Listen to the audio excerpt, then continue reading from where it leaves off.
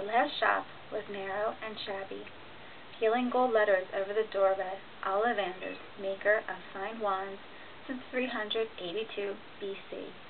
A single wand lay on a faded purple cushion in the dusty window.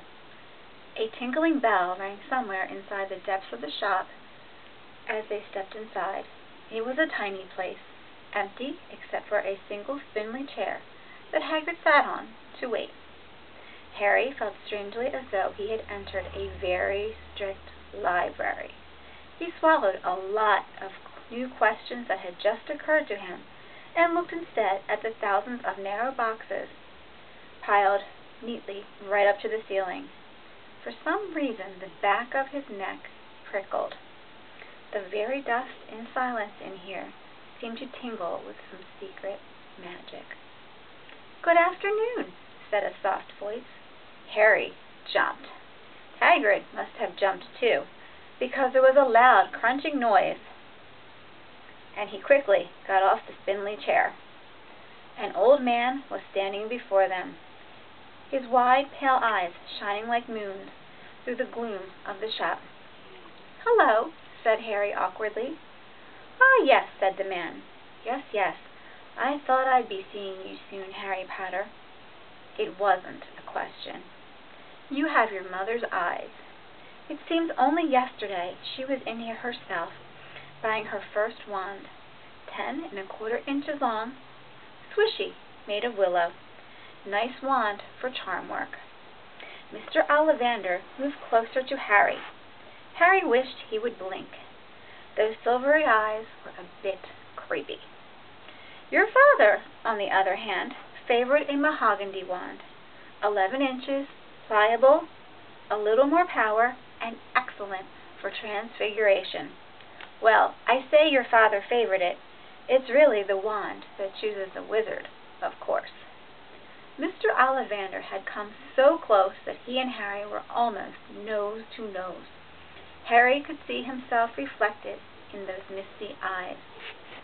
And that's where Mr. Ollivander touched the lightning scar on Harry's forehead with a long white finger. "I'm sorry to say I sold the wand that did it," he said softly. 13½ inches. You. Powerful wand.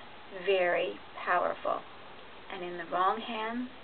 Well, if I'd known what that wand was going out in the world to do."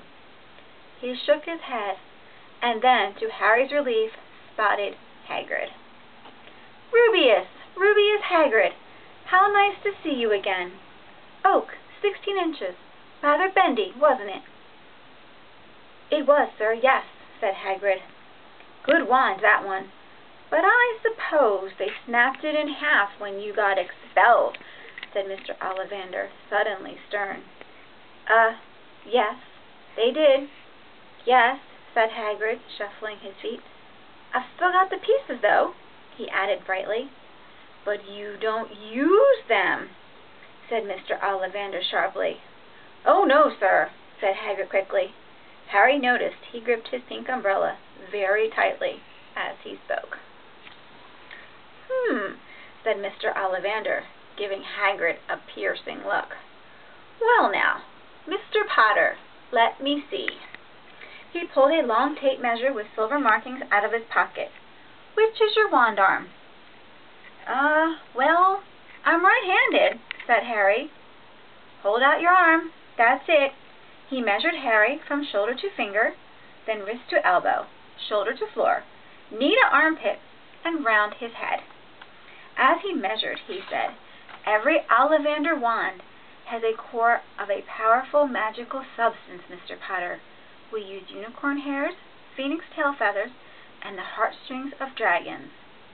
No two Ollivander wands are the same, just as no two unicorns, dragons, or phoenixes are quite the same. And of course, you'll never get such good results with another wizard's wand." Harry suddenly realized that the tape measure, which was measuring between his nostrils, was doing this on its own.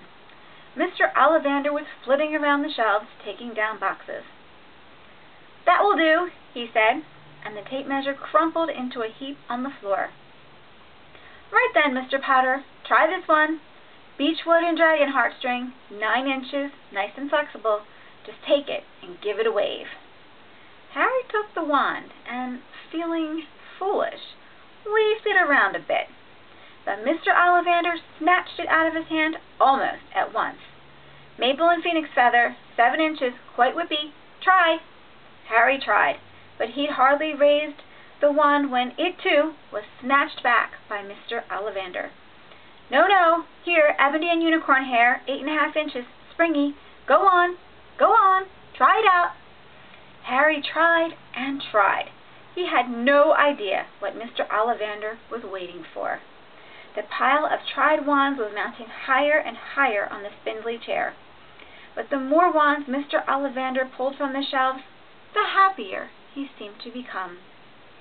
Tricky customer, eh?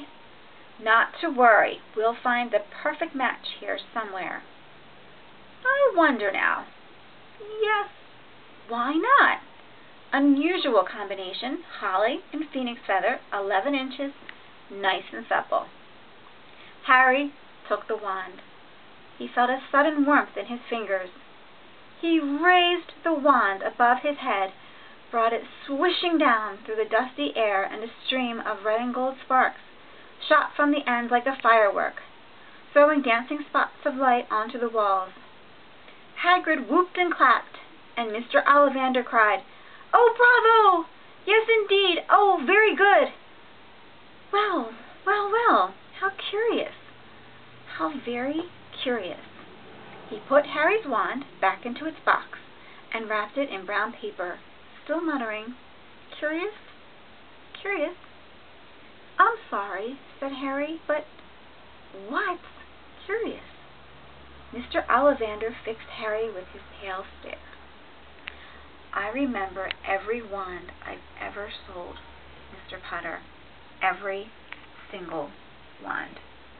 It so happens that the phoenix whose tail feather is in your wand gave another feather. Just one other. It is very curious indeed that you should be destined for this wand when its brother gave you that scar." Harry swallowed. "Yes, 13½ inches. You? Curious indeed how these things happen. The wand chooses the wizard, remember. I think we must expect great things from you, Mr. Potter. After all, he who must not be named did great things. Terrible, yes, but great." Harry shivered. He wasn't sure he liked Mr. Ollivander too much. He paid 7 gold galleons for his wand, and Mr. Ollivander bowed them from his shop.